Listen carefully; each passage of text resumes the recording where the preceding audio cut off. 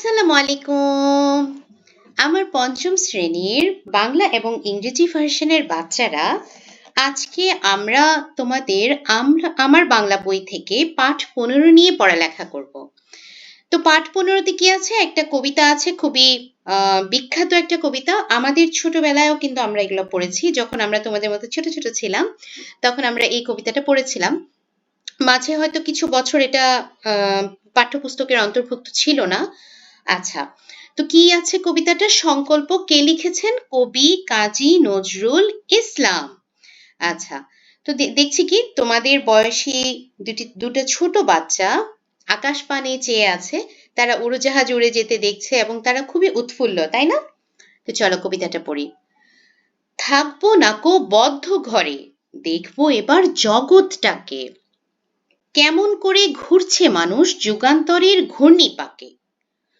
দেশ হতে দেশ দেশান্তরে ছুটছে তারা কেমন করে, কিসের নেশায় কেমন করে মরছে যে বীর লাখে লাখে, কিসের আশায় করছে তারা বরণ মরণ যন্ত্রণাকে, কেমন করে বীর ডুবুরি সিন্ধু সেচে মুক্তা আনে, কেমন করে দুঃসাহসী চলছে উড়ে স্বর্গপানে, জাপটে ধরে ঢেউয়ের ছুটি যুদ্ধ জাহাজ চলছে ছুটি, কেমন করে আনছে মানিক বোঝাই করে সিন্ধু জানে, কেমন জোরে টানলে সাগর উথলে ওঠে জোয়ার বানে, রইব নাকো বদ্ধ খাঁচায় দেখব এসব ভুবন ঘুরে, আকাশ বাতাস চন্দ্র তারায় সাগর জলে পাহাড় চূড়ে, আমার সীমার বাঁধন টুটে 10 দিকেতে পড়ব লুটে, পাতাল ফেরে নামবো নিচে উঠবো আবার আকাশ ফুঁড়ে, বিশ্ব জগৎ দেখবো আমি আপন হাতের মুঠোয় পড়ে। কি কবিতাটা শুনে মনে হচ্ছে না আল্লাহ কি কঠিন কঠিন শব্দ, তাই না? কিন্তু এটার জন্যই কিন্তু আমাদের প্রত্যেকটা অনুশীলনীতে শব্দার্থ থাকে। তো এই কঠিন কঠিন শব্দগুলোর অর্থ আমরা এখন জেনে নিব। বইতে শুধু শব্দার্থর কথাই বলা হয়েছে, পাশাপাশি আমি বাক্য রচনা করেও দেখে দিয়েছি যেন তোমাদের বুঝতে কিছুটা হলেও সহজ হয়।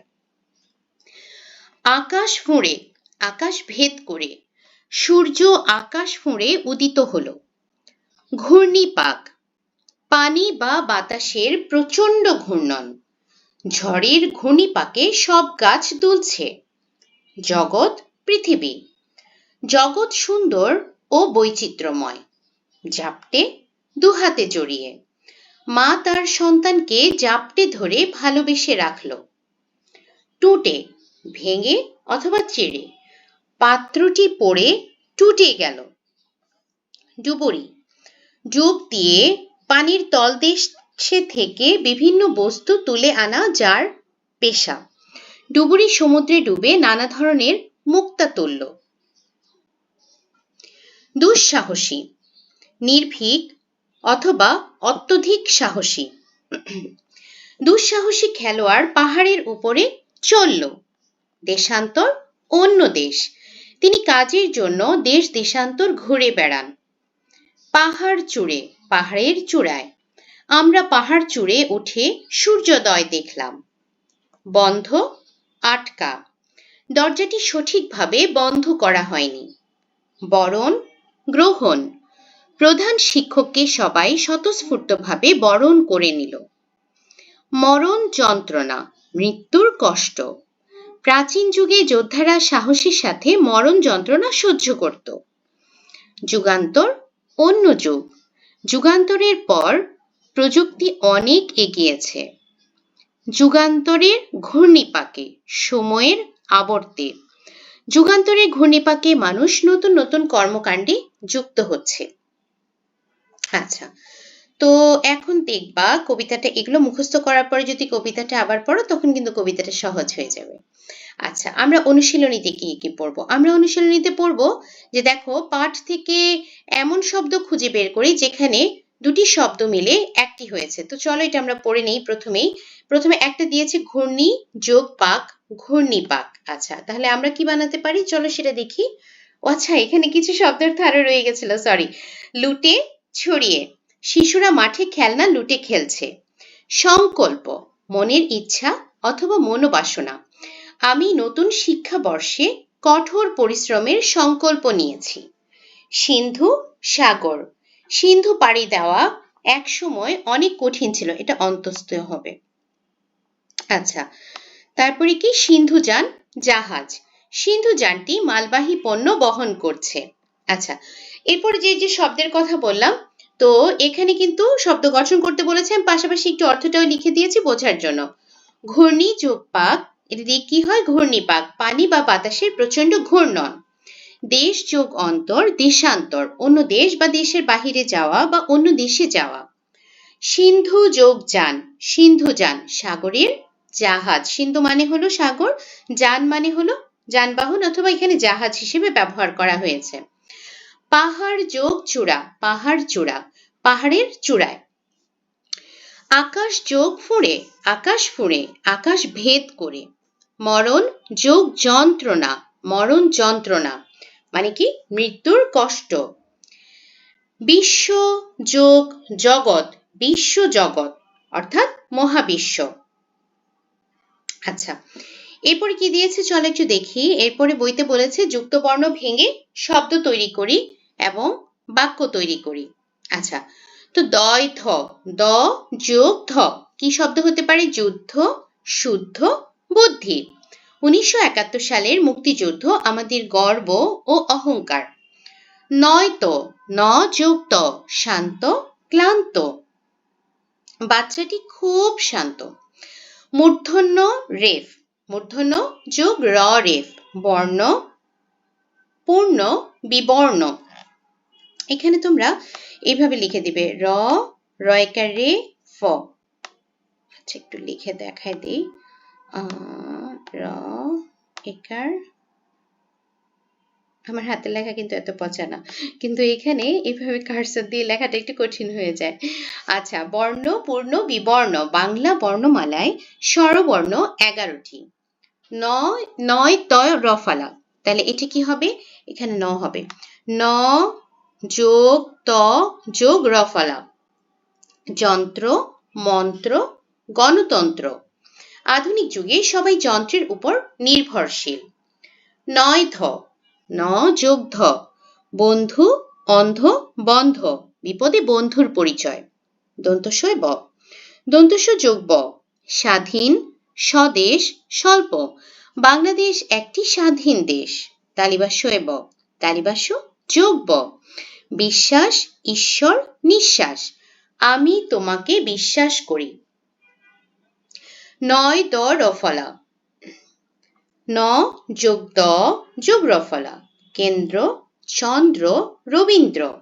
সবাই ভোট কেন্দ্রে যেয়ে ভোট দিচ্ছে। আচ্ছা, এরপরে কি দিয়েছে? এরপরে আছে আমাদের প্রশ্ন উত্তর। টোটাল 5টা প্রশ্ন আছে, সেগুলো আমরা এখন সমাধান করব। কবি বদ্ধ ঘরে থাকতে চান না কেন? কবি বদ্ধ ঘরে থাকতে চান না কারণ তিনি মুক্তভাবে পৃথিবী দেখতে চান। তিনি আকাশ, বাতাস, চাঁদ, তারকা, সাগর আর পাহাড় নিজের চোখে দেখতে চান। তিনি প্রকৃতির সৌন্দর্য কাছ থেকে অনুভব করতে চান। ঘরের ভেতর থাকলে এসব কিছু ঠিকঠাকভাবে দেখা ও বোঝা যায় না। কবি সীমাবদ্ধ জীবন পছন্দ করেন না। তিনি নিজের ইচ্ছা ও সংকল্প অনুযায়ী স্বাধীনভাবে ঘুরে বেড়াতে চান। তাই তিনি মুক্ত আকাশের নিচে থেকে বিশ্বজগৎকে চিনতে চান। যুগান্তরের ঘূর্ণিপাকে মানুষ ঘুরছে বলতে কি বোঝানো হয়েছে? যুগান্তরের ঘূর্ণিপাকে মানুষ ঘুরছে বলতে সময়ের পরিবর্তনের সঙ্গে মানুষের জীবন ও পৃথিবীর যে পরিবর্তন হচ্ছে তা বোঝানো হয়েছে। নতুন যুগে মানুষ থেমে নেই, তারা সব সময় কাজ করছে ও এগিয়ে যাচ্ছে। নতুন নতুন জিনিস আবিষ্কার করছে। বিজ্ঞান, যন্ত্র ও নতুন আবিষ্কারের মাধ্যমে মানুষ উন্নতির পথে চলছে। তারা এক দেশ থেকে আরেক দেশে ছুটে বেড়াচ্ছে। অনেক কষ্ট ও বিপদের মধ্যেও তারা চেষ্টা চালিয়ে যাচ্ছে। অর্থাৎ যুগের পরিবর্তনের সাথে মানুষও সক্রিয় ও কর্মব্যস্ত হয়ে উঠেছে, এই কথাই কবি বুঝিয়েছেন। তোমরা চাইলে এত বড় না লিখতে চাইলে এখানে একটু পর্যন্ত লিখতে পারো। আচ্ছা, কিসের আশায় মানুষ মরণকে বরণ করছে?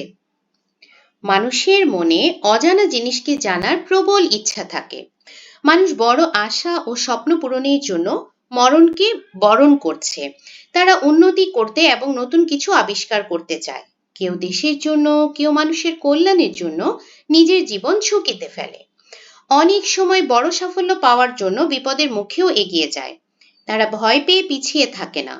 নিজের লক্ষ্য পূরণ করার দৃঢ় সংকল্প তাদের সাহস যোগায়। তাই মহান উদ্দেশ্য ও আশার জন্য মানুষ মৃত্যুকে বরণ করছে। সাগরে মানুষ কি কি ধরনের সাহস দেখাচ্ছে? সাগরে মানুষ বিভিন্ন দুঃসাহসিক কাজ করছে। কেউ ডুবে গভীর পানির তল থেকে মূল্যবান বস্তু তুলছে। এখানে ডুব দিয়ে হবে, ডুবিয়ে হয়ে গেছে, এটা হবে হলো ডুব দিয়ে। হ্যাঁ, ডুব দিয়ে গভীর পানির তল থেকে মূল্যবান বস্তু তুলছে। কেউ ঝড় ঝঞ্ঝার মধ্যে সাগরের ঝুঁটি ঝাপটে ধরে জাহাজ চালাচ্ছে। কেউ উঁচু ঢেউয়ের মধ্য দিয়ে মানিক বা মালামাল আনা নেওয়ার কাজ করছে। কেউ স্বর্গপানে বা উচ্চ স্থানে সাহসীভাবে যাচ্ছে। কবি এই সাহসিকতার মাধ্যমে মানুষের নির্ভীক ও দুঃসাহসী মনোভাব তুলে ধরেছেন। কবি কোথায় কোথায় যেতে চান? কবি অনেক দূর দূর জায়গায় যেতে চান। তিনি আকাশের উচ্চতায় উঠতে চান, আবার সাগরের গভীর তলদেশেও নামতে চান। তিনি উঁচু পাহাড়ের চূড়ায় দাঁড়িয়ে পৃথিবী দেখতে চান। তিনি সারা পৃথিবী ঘুরে দেখতে চান। আকাশ, বাতাস, চাঁদ, তারকা সবকিছু নিজের চোখে অনুভব করতে চান। তিনি বিশ্ব জগৎকে নিজের হাতের মুঠোয় পড়ে দেখতে চান। অর্থাৎ কবি সীমাবদ্ধতার বাহিরে গিয়ে স্বাধীনভাবে বিশ্বজগৎ দেখতে চান। আচ্ছা, এখন আমরা পড়ব একই শব্দের একই অর্থের আরেকটি শব্দ লিখি, তার মানে সমার্থক শব্দ লিখি। পৃথিবী, জগৎ। মৃত্যু, মরণ। কষ্ট, যন্ত্রণা। সমুদ্র, সিন্ধু। চাঁদ, চন্দ্র। পর্বত, পাহাড়। আচ্ছা, এরপরে কি আছে একটু বইতে দেখে নিই।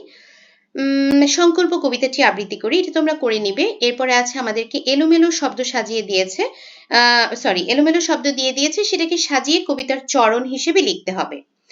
করছে কিসের মরণ যন্ত্রণাকে, আশায় তারা বরণ। কিসের আশায় করছে তারা বরণ মরণ যন্ত্রণাকে?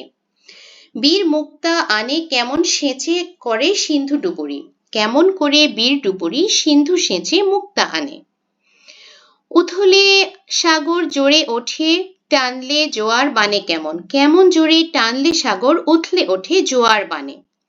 মুঠোয় দেখব পুরে পুরে হাতের বিশ্ব জগৎ আমি আপন। বিশ্ব জগৎ দেখব আমি আপন হাতের মুঠোয় পড়ে।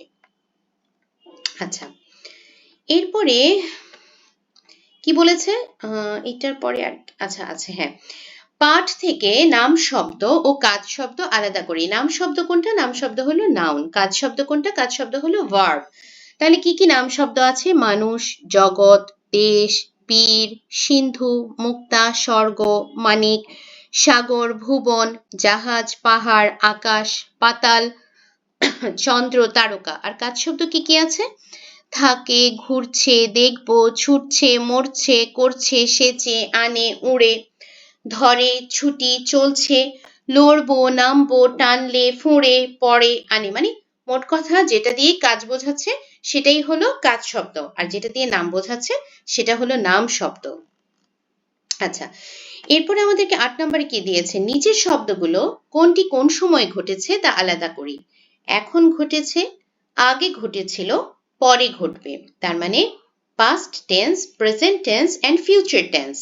তো কি কি শব্দ আছে দেখবো, শুনছি, থাকবো, ঘুমাবে, খেয়েছিলাম, যাচ্ছি, পড়ছি, দেখেছিলাম, বলেছিল, নাচবে, চলছে, আসবে, হাঁটছে, ঘুমাতো।